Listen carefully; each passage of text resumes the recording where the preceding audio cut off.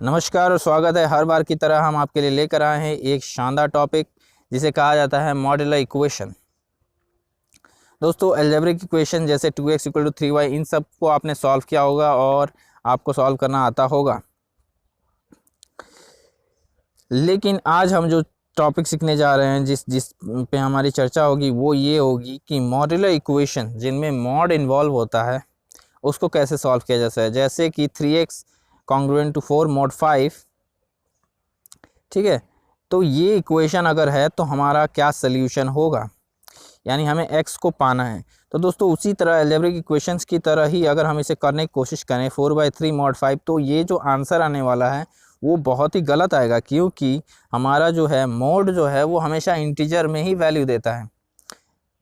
Mode जो होता है 1.33 4/3 का अगर करेंगे तो 1.333 आएगा, और ये mod 5 करेंगे तो इसका रिज़ल्ट जो है वो बहुत ही गलत होगा, क्योंकि हमारा जो आंसर आना चाहिए था वो 0 और 4 के बीच में आना चाहिए था, ठीक है ना। तो इसलिए मॉड्यूलर इक्वेशंस थोड़ा कॉम्प्लिकेटेड हो जाते हैं और उनको सॉल्व करने के लिए हमें कुछ और ही तरीके का इस्तेमाल करना पड़ता है, ठीक है। कुछ अलग डोमेन की बातें होती हैं, कुछ अलग रूल्स होते हैं, ठीक है ना। तो मान लीजिए कि अपना इक्वेशन है 3x कॉन्ग्रुएंट टू 4 mod 5, तो हमें एक ऐसा नंबर पाना होगा जो 4/3 हमने जो लिखा था उसको 4 × 3 इनवर्स mod 5 लिखा जा सके। और ये 1/3 है, ये 0.333 नहीं होना चाहिए, कुछ और होना चाहिए जिसके वजह से हमारा इक्वेशन सॉल्व हो जाए। तो ये जो 3 इनवर्स है उसे कहा जाता है मॉड्यूलर इनवर्स, ठीक है ना।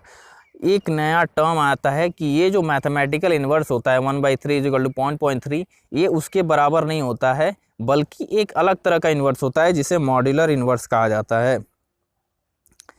अब ये दूसरे तरह का इन्वर्स होता है, इसका मतलब क्या है कि हमें एक ऐसा नंबर 3 इन्वर्स की जगह रखना होगा जो हमारा इक्वेशन सॉल्व कर दे, और उसको पाने का तरीका होता है, हम देखते हैं पहले कि ऐसे इन्वर्सेस को कैसे पाया जाता है जो हमारा इक्वेशन सॉल्व कर दें।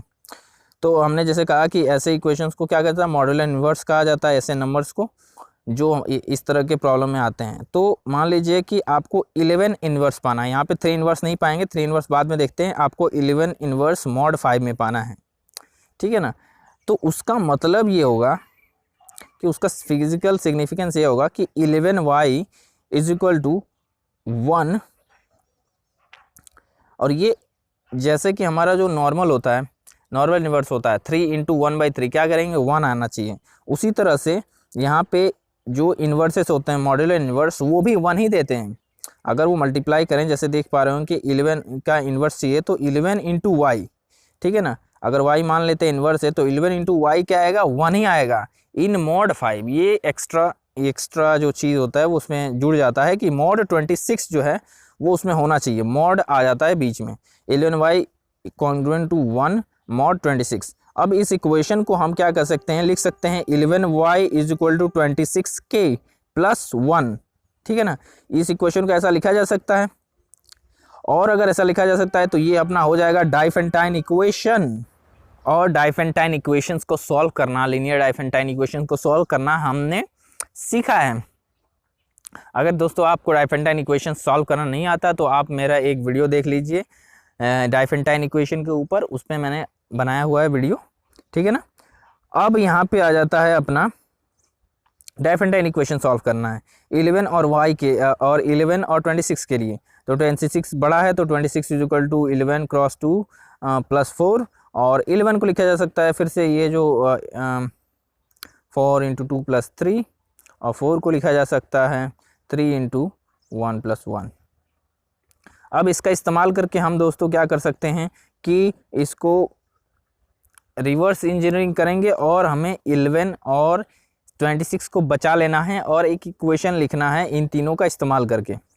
तो सब्स्टिट्यूट करते जाना है हमें, और फिर हमें मिलेगा एक फाइनल इक्वेशन जिसमें 11 और 26 होंगे और 1 होगा, और उसके वजह से हमें एक सोल्यूशन मिल जाएगा अपना, जो 26k + 1 = 11y जो इक्वेशन था उसका सोल्यूशन मिल जाएगा।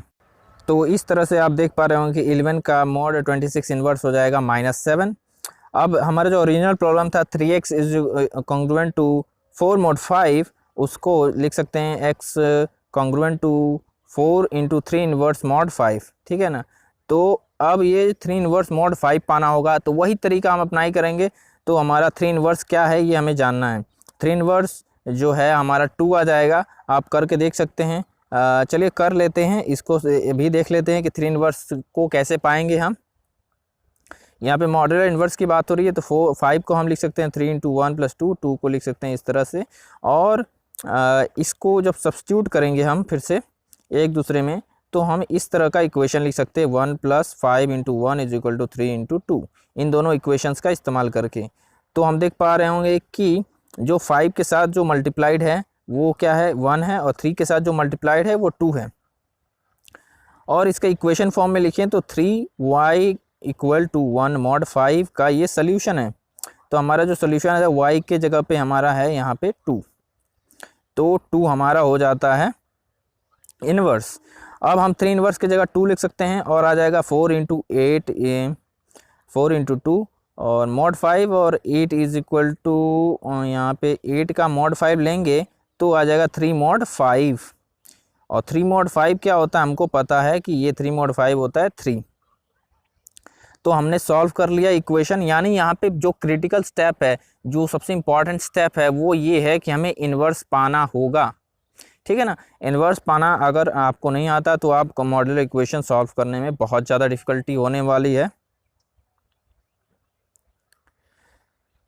अब यहाँ पे हम देख सकते हैं, वेरीफाई कर लेते हैं। 3 × 3 9 होता है, और 9 mod 5 क्या होता है, 4 होता है, ठीक है। तो और ये देख पा रहे हो इक्वेशन भी था, तो 4 mod 5 वो भी सही है। इसका मतलब हमारा जो सोल्यूशन है वो करेक्ट है, हमारा जो सोल्यूशन है वो करेक्ट है, ठीक है ना।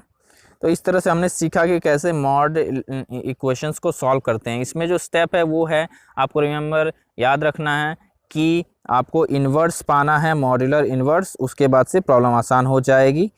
इसी के साथ मिलते हैं अगले वीडियो में। अगर आपको इस वीडियो से कुछ सीखने को मिला हो तो ज़रूर वीडियो को लाइक कीजिए और चैनल को सब्सक्राइब कर लीजिए। और तब तक के लिए आपसे विदा लेते हैं, मिलते हैं अगले वीडियो में।